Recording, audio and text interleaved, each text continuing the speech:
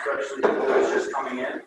I want to be as respectful of everyone's time as possible. You all work very hard during the day, so I will not chain you here to discuss financial statements for very long. It is 4 o'clock, and I myself actually am looking forward to going home because I currently have a 9-week-old puppy who is sure to be destroying things and going to the bathroom everywhere. I did not think last week that I would have a 9-week-old puppy, but my first bit of advice regarding this is totally not financially related. Do not look at puppies unless you are absolutely sure about taking one home with you. But in any case, welcome. My name is Andrew. I am from Personal Wealth Advisory, and I'm here to talk to you today about 403B plans. And as I said, my goal is to be as brief yet as informative as possible, and maybe even make this a little bit enjoyable. Before we get started, I always like to ask, does anybody have any burning questions that they would like to make sure are answered today? Yes? Could you discuss the difference between 403 and TSAs, actually? Yeah. 403B versus TSA. Yes. If you have a 401k from another company, can I roll it over? Or Yeah, I'll answer that right now. That is 100% contingent on your employer. So every employer is different. Some plans allow roll-ins, some do not. So the answer is yes, but you're going to have to ask your like current employer, not my you're going to have to ask your current plan administrator as to whether or not the plan allows roll-ins. Thank you. You're very welcome. Okay. Anybody else? All right, great. Then let's get started. Let's learn about your 403B plan. That would work.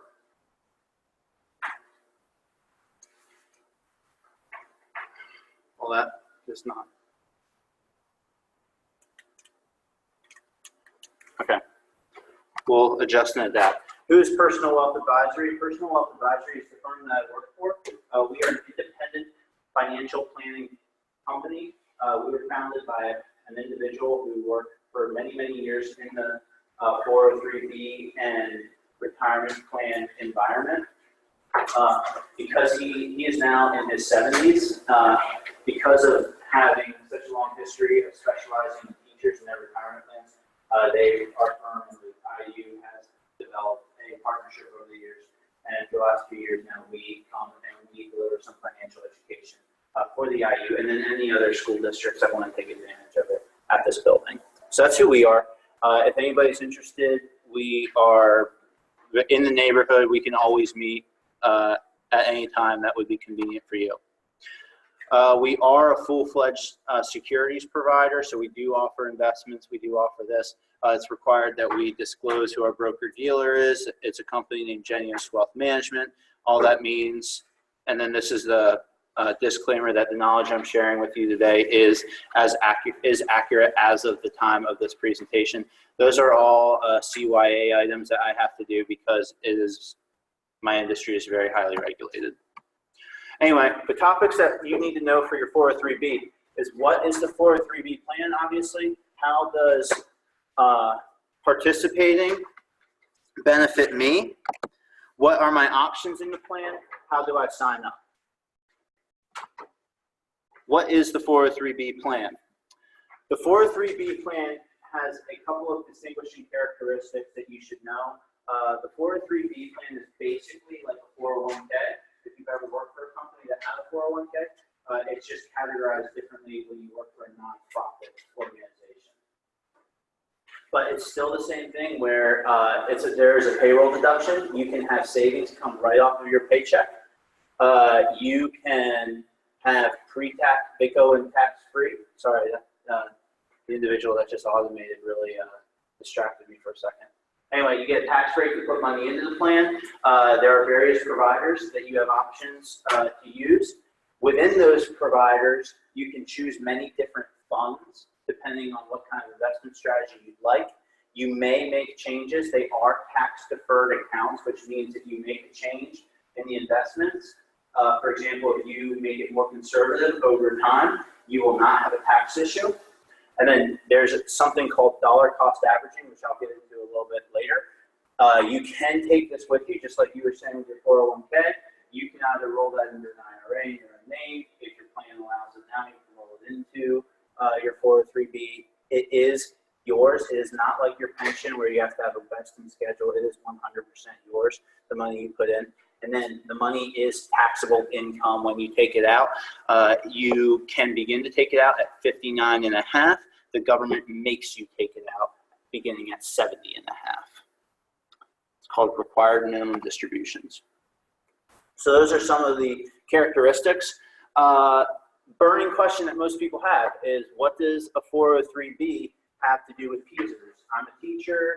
I have a pension. Why do I need this 403b? You know, what's the deal? What's the connection? A 403b is completely separate from PSERS, where PSERS, as instead of the characteristics I just described, your PSERS pension will be a defined benefit pension. So rather than you put money in, you are still putting money into the pension, but you know, based on an automated formula that's really complicated, and I'm happy to get into it at some point, but nobody's going to really want to take me up on that. You will know your income at a later point in time. It is backed up by the taxing power of the state that you work in. It is guaranteed for life. Unlike your 403b plan, which you could potentially run out of money, you will not run out of pension. You do contribute, your employer contributes. It is based on time service. So instead of your 403b plan where you put money in, it gets invested and the market makes it go up and down, but up over time. That's not what your pension is. It is based on service time. So the way you make your pension more valuable is that you work longer. And you can take your pension with you. There are different vesting schedules than with your 403b. What I mean by vesting is that you wake up tomorrow and you decide that you are absolutely done. You can't take it anymore. She's nodding her head. She knows. I'm not going to rat you out, though. You just can't take it anymore. You are finished, right? Your pension and your 403b have different vesting schedules. Your 403b is automatically yours 100%, whereas your pension, there's certain things that you have to do based on service, and it's a little bit different. It's a little bit more difficult to extract, but once you have a certain level of service, you can take it with you. And then finally, you do have multiple options. We are more than happy to go into pension options, which a lot of people that's seriously painful questions for them, because that's really important stuff. That is not what this seminar is about. However, you are more than welcome to reach out to me at any time, and I'll explain this to you. You do have multiple options regarding which kind of income you want from your pension. It's very important to understand that before you decide to retire, so that you're making sure you're optimizing. Okay, so we're through question 1, and that was 7 minutes. So like I said, I'm trying to be respectful of everyone's time. So how does the 403b plan benefit me? I would think that that is somewhat self-explanatory. You will have more money in retirement. It is probably a good thing to have more money in retirement than less money. But there are other advantages to having it, and that's what I'm going to try to go over and explain to you. So when you decide to retire, you take the next step. You wake up in the morning, you say you can't take it anymore, you're finished, you don't care what it takes, you're done. You can't deal with a single irritating coworker ever again, or unappreciated kid. I'm sure nobody feels that way. I'm sure I'm alone and all that.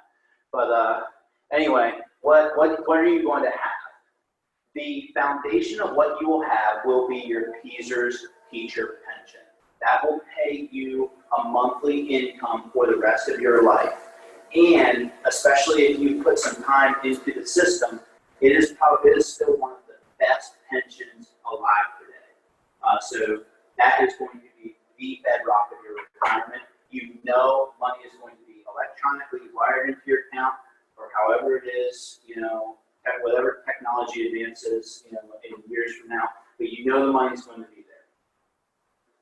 The second foundation of your retirement will be Social Security.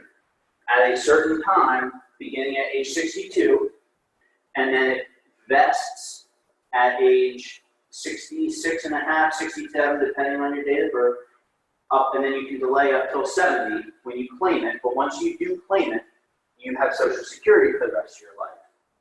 It will be either your benefit or one half of your spouse's, whichever one's best. And then your spouse will have his or her as well. So you have as teachers, you will have some solid, guaranteed lifetime income coming in. But it's probably going to be not quite what you're making now. And you know what's the fun in stopping working if you're restricted to your living room, right? We want to go spoil our grandkids. We want to go travel the world. We want to enjoy ourselves. So where's that money going to come from? Your retirement accounts and your personal savings. The benefit, so where 403B falls in is that purple box called your retirement account. And the main advantage, other than having more money in retirement, the main advantage to saving in a 403B is that retirement accounts are tax deferred, which means as the investments are making it grow, you do not have to pay taxes on them until you decide to withdraw the money. And then it's regular income taxes. But as long as you don't need the money, it can continue to grow completely tax-free. That is not the case if you're saving, in a money market account or, another type of investment account. So that's the primary advantage to saving into a 403B plan, is the tax-deferred status. Back to taxes. So as the value of the account grows, you do not have to pay taxes. But you do have to make one decision. Do you want to defer taxes or do you want to pay them now?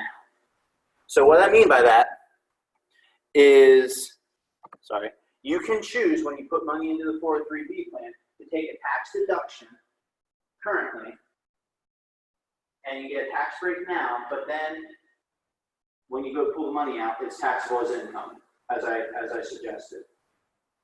Alternatively, what you can do is you can contribute after tax, which means the money you put into a 403B, which would be a Roth 403B, you do not get a tax break on it, but the benefit then is when you pull the money out in retirement, you don't have to pay taxes on it.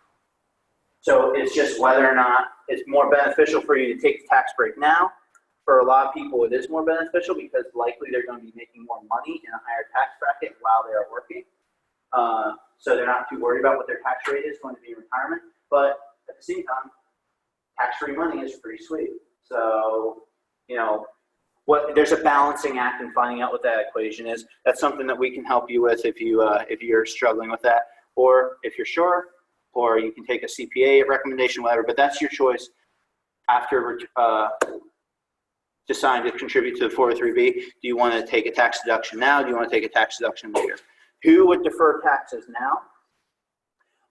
People who no longer have dependents at home. People who don't have a mortgage interest to deduct. People who expect to be in lower income in retirement. People who are paying high in tax rates. Those are the people that benefit from taking the current tax break. On the opposite end, people who would prefer to take the future tax break and do the Roth, they have dependents. They have mortgage interest. They have student loans with interest. They're paying relatively low tax rates. So mostly young people, while they have kids, while they have this, while they have all these little deductions running around, they might benefit from taking the deduction currently. Again, like I said, that's a conversation you should have with your accountant. That's a conversation I can help you with. It's more complicated than I want to just add, but I wanted to give you some information as to what it would be better to do. So this chart, I mentioned a quality called dollar cost averaging. So far, the benefits of contributing to a 403B are that you have more money in retirement. There are tax breaks. Third, what I was saying with that payroll deduction, there's something, a fancy phrase that financial people like to use called dollar cost averaging. What dollar cost averaging means is that you are paying a certain amount per month or per paycheck regularly. So everybody knows. Hey, does anybody pay attention to the stock market? Not really. I mean, that's good. It'll make you smarter investors. Honestly, if you just don't pay attention to it. But it's been crazy, the last 3 months, right? Up and down. Dow's up 400 points. Down's down 400 points. Boeing this morning had like crazy earnings, so the market was up, and then it plummeted, and then it finished up again. So it's just nuts right now. There's a lot of things that are causing that. I will not get into that. But anyway, this graph, right, represents what the stock market does. Okay, and the future I'm going to make you all experts. The secret to investing is to buy low and sell high, right? The only problem with that is it's really, really difficult to figure out when that's going on. Dollar cost averaging allows you to do that periodically over time. So when you're putting a little bit per paycheck in, okay, because we know that the market's going to go crazy like that all the time, but over time it's going to go relatively up. And we know that on average, when you're making 26 contributions a year, you are buying low more often than you're buying high, if that makes sense. So that's what it means by dollar cost averaging. So as it goes in, right, you're buying at 10, you're buying at 8, you're buying at 6, you're buying at 8, you're buying at 11, you're buying at 10. Okay, over time, you are buying low more often than you're buying high. So dollar cost averaging actually takes a little bit of investment risk off the table. Okay, then if you win the lottery and you call me up and you say, hey, Andrew, I'm done. Let's invest this. And then I say, great, awesome. And then I open up an account, and the next day it's down. And then you get your first statement, you rip it up, and you see it's down 10%. And you're like, what the hell happened, right? So that there's more risk when you invest a lump sum. There's less risk when you invest a little bit over time because dollar cost averaging. So that is the third advantage to doing a 403B as your investment vehicle. Systematic investing. All right, I covered that. Great. What are my options in the plan? Okay, so I've made the decision that I don't want to rely just on my pension, Social Security, and retirement. I'm going to contribute to my 403B. What are my options? There are plenty of options. The menu of investment companies. Within that investment company, those companies, you have different choices and different mutual funds you can select. Like I said, you can defer taxes now, you can choose, or you can pay taxes now, and then how much will you contribute? I want to get to this question. So the difference between a 403B and a TSA primarily is there are two ways that you can invest in a 403B. But a 403B is actually a TSA. It's called a tax sheltered annuity. All right, but what you're probably really after is what's the difference between a 403B 7 versus a TSA. Okay, so both of these are 403Bs, if that makes sense. But broken down, there's 403B7 and there's a TSA. So when you decide to pick whatever platform you want to use and you decide to do it, there's two investment options essentially. You can do mutual funds, which is the 403B7, or you can do annuity contracts, which is the TSA. One is not necessarily better than the other. However, I will say that the 403B7 has been in much more favor lately, mostly because how an annuity works is that it's like buying another pension. And because you already have a pension, you already have Social Security, you want something different. You want something that can be a little bit more liquid. And also the mutual funds have less expenses involved in them. They're not as expensive. So that's the primary difference. Are you investing in mutual funds or are you investing in annuities?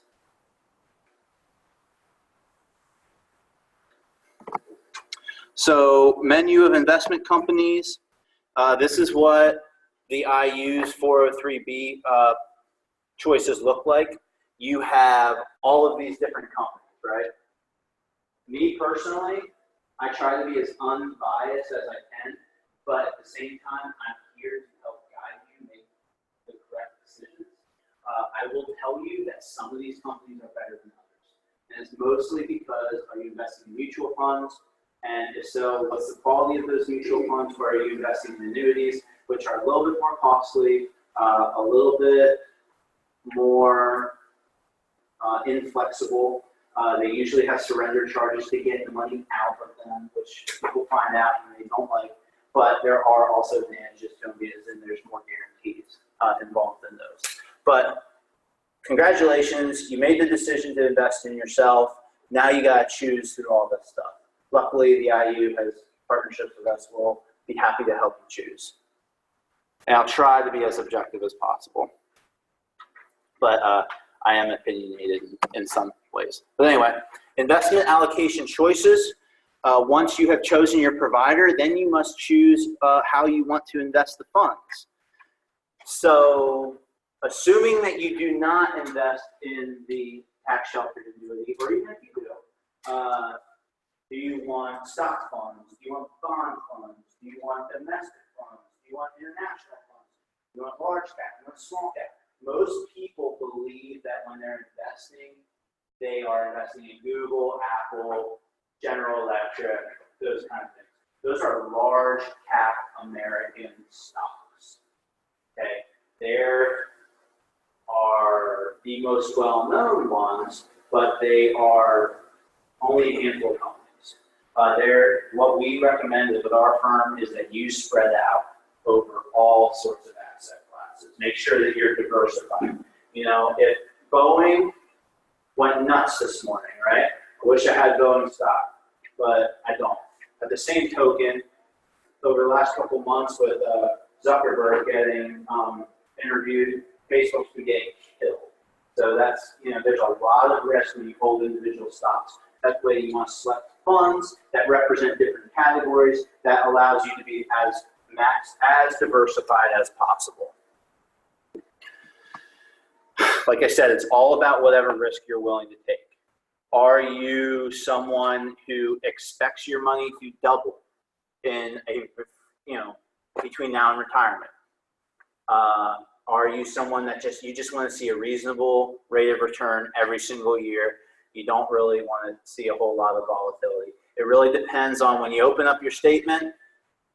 Is it going to feel like a punch in the gut when the amount is lower, or are you going to be able to mentally say, hey, this is just how markets work. I'm throwing this away. Next quarter will be better. It's all about how you approach risk. And then that's how you decide how to invest your money. General rule though, as you get closer to retirement and it becomes more realistic that you're going to use this money fairly soon, you don't want to see the ups and the downs. You want the money to be relatively stable, so you start taking some risk off the table the closer you get. For me, my personal retirement funds, I know that it's a long way away. I'm not going to tell any of you how old I am, so I don't mind when I see the balance go up and down. But as you get closer, you want to see a little bit more stability in your funds. So do you want to do tax deferral, or do you want to do a Roth 403B? We've already gone through these. Who would defer taxes? Who would pay them now? It really depends on your financial situation, whether or not you believe you're going to be in a higher tax bracket in retirement or a lower tax bracket. Most people believe they will be in a lower tax bracket. However, teachers have a really robust retirement plan. You're already going to be making something like 80% of your last three average year earnings plus Social Security. Plus, if you're taking taxable income out of retirement funds, you might not be in a lower tax bracket in retirement. You might benefit from the Roth. Alternatively, if you're younger at the beginning of your career and you know you're going to get certain pay raises as you continue to work, then you know you're going to be in a lower tax bracket. You might benefit. There's all sorts of things to consider.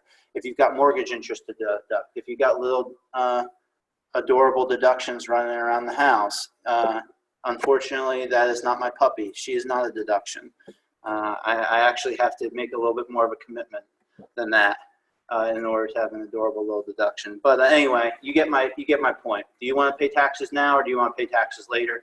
Which is beneficial? There's not really a way to decide that without doing some financial planning. So then it's how much do you contribute? There is a balancing act with how much to contribute. What can you afford when you're at the tail end of your career and you're used to lots and lots and lots of expenses going out, and you're used to just your kids being money pits and your dog being money pits and all sorts of stuff. You have to be realistic about your cash flow.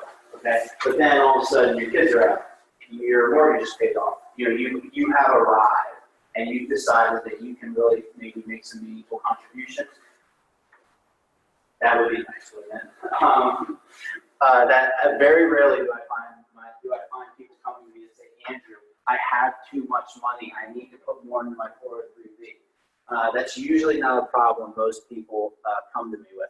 So it's realistically, what can you afford? How much can you see not hit your bank account each paycheck and you're still comfortable? Versus, what are your practical needs in retirement? Most people I talk to and I do a financial plan for, they do need to ramp up their savings a little bit. It's just natural tendency to pay for things that need to be paid for now as opposed to pay for things that need to be paid for later, all right? So it is no shame to say, hey, I need to start ramping up my retirement. Congratulations, you're among 99.5% of the rest of Americans. So it's that balancing act. What can I afford? What do I want to do in retirement? Do I plan instead of Maui, the Outer Banks? Do I plan, it's all a balancing act, and it's much more of an art than a science. That's why people like me exist. So then how do I sign up? How you sign up is that you select your provider, you select your investment allocations, you determine these things, and then you do this magical thing called you obtain a salary reduction agreement. Does everybody here work for the IU, or is anyone from another school district? Where are you from, ma'am? LS. Congratulations, welcome. I played LS many years ago. There's some tough baseball players over there. Never liked playing them. But yeah, so you go through your HR department, you go through your plan provider, and you obtain a salary reduction agreement. Without that, you're not going to be able to put money into the 403b plan. That allows the district to withhold the funds from your paycheck and put them into the retirement plan. So I'm not quite sure if LS uses Omni. I know some of them also use PenServe. In any case, when you select your provider, you can figure out what the platform is, and either Omni or PenServe, and you choose which company you want to invest in. If you're on Omni, there's a website. You can find your way through that. The participants tab is shown here. You can figure out, you can get your plan info and get a login. And then as I showed you here, you got Ameriprise, you got Aspire, AXA, Fidelity. Again, like I said, I'm not going to get too much into this because then my bias will seep out. But it really depends. Do you want to invest in mutual funds? What kind of company do you want to be in? Because that's the first step. Select your investment allocation. This is what our packet, the 403b that our firm provides. This is what it looks like, and this is just the first page. So you can select, from hundreds of different funds that you want to be invested in. Like I said, it might benefit you to meet with a financial planner, tell them about what you're trying to accomplish so that they can come up with these recommendations for you. You enlist, you fill out the paperwork, you determine the traditional or the Roth, and then you obtain the salary reduction agreement. The salary reduction agreement, you should be able to find that online as well and then just submit it to HR. If not, you can probably call. I'm the kind of person that rather than figure out where things are, I usually just pick up the phone and say, hey, can you send this to me? And then I'll send it back. That's usually me, but you do need the salary reduction agreement. If any of you would like help with your 403B, I would love to offer our firm services. We do provide we are associated with a couple of the providers. You can contact me at 717-735-1170, or you're free to email me. I will help you customize a 403B recommendation. I'll help you get enlisted. That is a very, very small piece of what we do. We usually focus more on the comprehensive plan, but we do have access to it, and we are more than happy to service you if you need some help. Other than that, 30 minutes. Like I said, I try to be as respectful as your time as possible. Does anybody have any questions? I didn't hear you mention maintenance fees, that sort of thing. Yeah. Where do they Yeah, the problem of that is all of those providers are going to be different. Okay. So that's one, and I really try to maintain professionalism and not rip on my competitors. Right. But if you choose a 403B7 and go through mutual funds, they will have somewhat lower fees.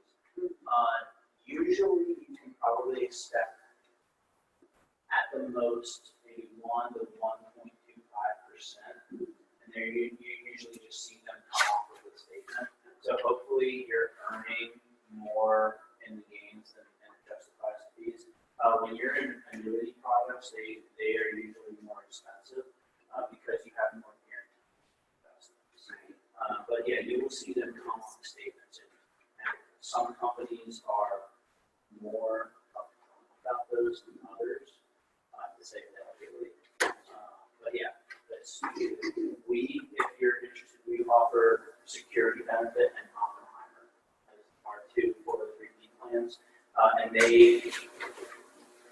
they're anywhere from 0.5% to 125 of the account balance, and that's how fees work. And I understood you to say that your organization would be willing to walk somebody through that process. Yes, ma'am. Getting signed up. Yes, ma'am. You do not have to purchase from us to have a meeting. I want to make that clear.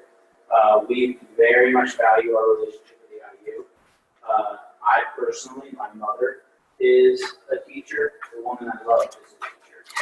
So that's why I'm here with you today. I'm very passionate. You do not have to purchase from us. We respect our relationship with the IU. We want to create value. So we will walk you through it. Hopefully then we develop enough of a bond that you do decide to move forward with us. But you certainly do not have to buy. There's no obligation. We will not send you an invoice for our services just to have a meeting. So please feel free to reach out to us anytime. We are truly here to service you.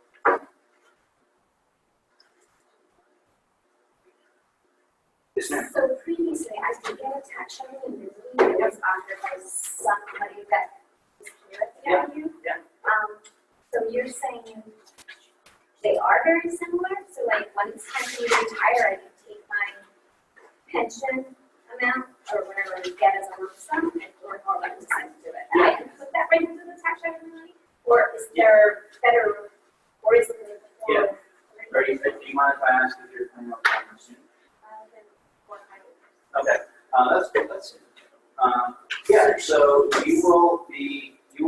you're referring to taking your contributions out and putting them somewhere, or are you?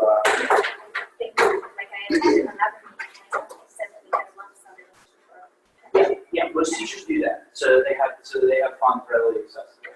I thought they said we couldn't put it in our savings account. Well, you could put it in your savings account. You'll just get taxed on the entire amount, which is no fun. You don't want to pay taxes on $150,000. What you could do is you could then just roll it into an IRA, and it preserves it shelters it from taxes, but it's still accessible to you. I probably would not try to put it in your TSA because it would be going with competitive investments. The TSA is fine. It's giving you a tax break. You are accumulating funds for retirement. It's just the level of guarantees are higher, so the expenses are usually higher.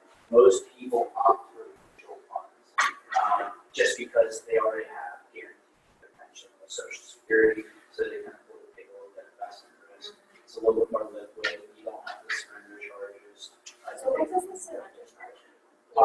annuity product, that's a great question. And, again, I'm going to try to maintain as much professionalism as possible. Because it's something that most annuity salesmen don't tell you about. Where they convince you to buy something, and then they don't tell you that you get whacked if you take the money out and change your investment. So early. Early, yeah. So before 59 It all depends on the contract. Some people, it's 10 years, some people it's 7, some people it's, 3. But if you take them out early because the company is offering guarantees, they keep you on the hook. They want to keep your money to make their money so they can continue to provide the guarantees. Does that all make sense? So if you decide to pull out, they'll whack you with a surrender charge. If you're outside of the surrender charge, you can probably change it a little easier. So we can take a look at whatever it might be that you have and options. Does anybody have any other questions? Okay. Thank you all very, very much for attending. Please fill out the feedback forms. We do take those very seriously. It helps us, make this process better for everybody. You can then just leave them in the corner or whatever. And I truly hope that, I hear from all of you. But otherwise, thank you very much for what you do. You guys are awesome. We love our teachers very, very much. So enjoy the rest of your day. And I hope that, when is the IU, when's the school year finish for you guys? They're right at the end of the tunnel yet? Right at the end of the tunnel? Yeah, a little different. All right. I know. My girlfriend works for Warwick, and June 18th is staring at her. So anyway, I wish you all the best. Thank you so much. Best of luck.